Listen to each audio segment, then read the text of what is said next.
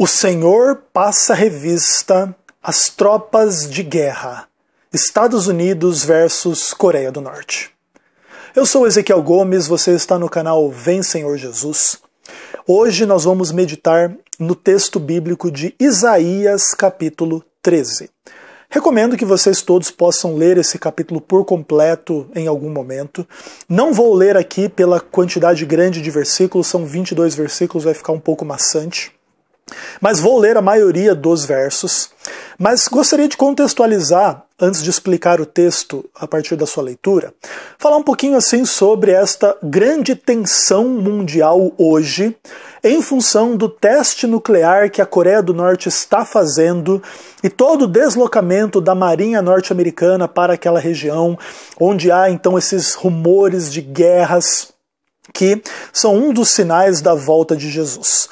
Obviamente as guerras não são coisas novas na história da humanidade, mas elas continuam a existir, se multiplicar, em função de ganâncias, vaidades, orgulhos, busca pela supremacia mundial em termos assim econômicos, sociais, políticos.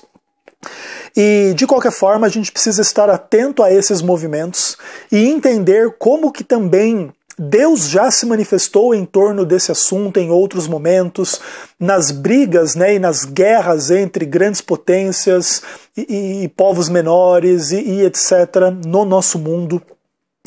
E Isaías capítulo 13 é um desses textos que traz alguns princípios para a gente entender algumas questões a partir do estudo da Bíblia, ok? Então assim, olha, o texto diz assim para nós: profecia contra a Babilônia. Sentença que numa visão recebeu Isaías, filho de Amós, contra a Babilônia. Alçai um estandarte sobre o monte escalvado.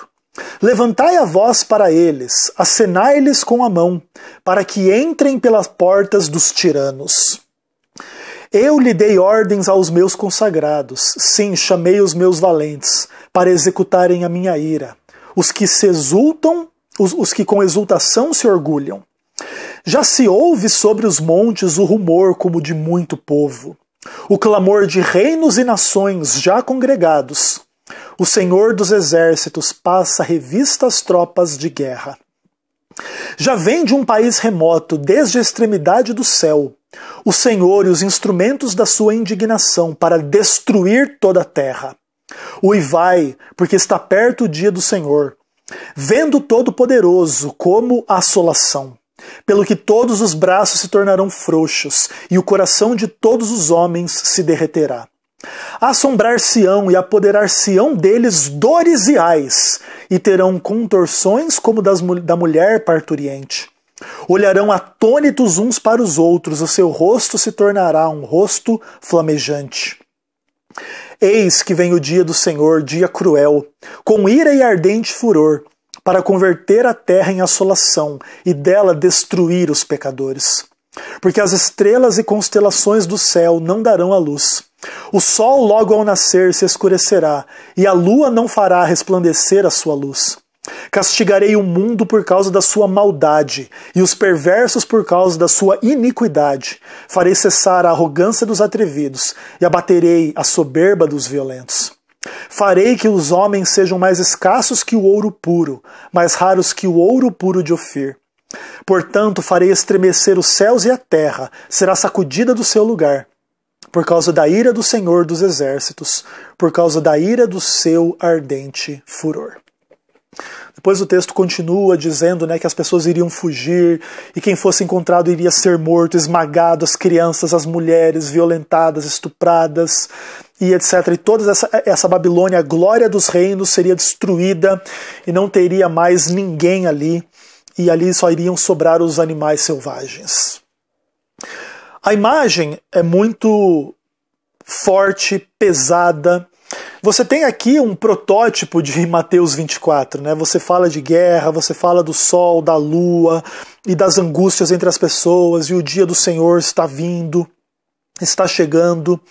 E aqui existe uma ideia de que a terra é infiel, maldosa, arrogante, maliciosa, violenta, e Deus iria então congregar essas nações numa grande guerra que iria destruir a maioria das pessoas, e os homens seriam mais raros do que o ouro puro de Ofir, e a desolação iria cair sobre esta terra no grande dia do Senhor. Obviamente, é muito complicado a gente determinar se este dia, em termos escatológicos, universais e finais, o fim do mundo chegou em função dos exercícios militares e das guerras e da congregação dos povos em torno do petróleo, em torno do dinheiro, em torno das questões no nosso mundo, e cada vez mais o mundo está tenso, está nervoso e etc. Mas a gente não pode fazer uma previsão do tipo, chegou o fim do mundo. De qualquer forma, o texto nos ensina que Deus está adiante de todas as coisas e ele passa em revista as tropas de guerra. Deus sonda o que está acontecendo lá na Península da Coreia, Deus sonda o que está acontecendo no Oriente Médio, nos Estados Unidos, no Brasil, na Ásia, no mundo todo. E ele vê esses elementos de tensão, de violência, de ira, de raiva, de maldade se multiplicarem, e ele promete trazer um fim a todas essas coisas. Obviamente que esse fim envolve, sim, vamos pensar assim, uma manifestação de ira da parte de Deus. O livro do Apocalipse vai falar muito sobre isso, e no momento em que ele se manifestar, ele vai ser o general à frente do seu exército, e os poderosos, aqueles que se reuniram em torno da besta e da adoração da besta, eles vão tentar guerrear contra o cordeiro, mas eles vão ser derrotados pelo esplendor da sua vinda. E cada vez mais nós sabemos que esse dia está próximo. Obviamente, esse dia pode não acontecer na minha geração, pode ser que aconteça na geração dos meus filhos, dos meus netos, dos meus bisnetos, não sei. De qualquer forma, entendemos que cada vez mais o nosso mundo amadurece para o grande dia da ira de Deus.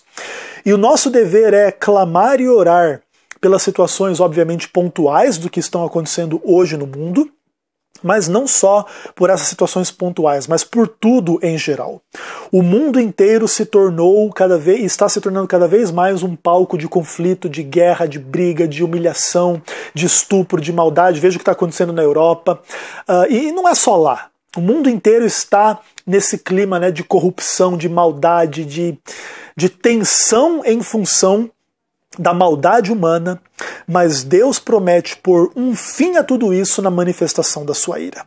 Não sabemos se a manifestação final da ira de Deus está para cair imediatamente no mundo ou se vai demorar um pouco, mas clamamos para que Ele nos salve e salve todo aquele que invocar o seu nome com sinceridade, independentemente de barreiras familiares, sociais, religiosas, etc.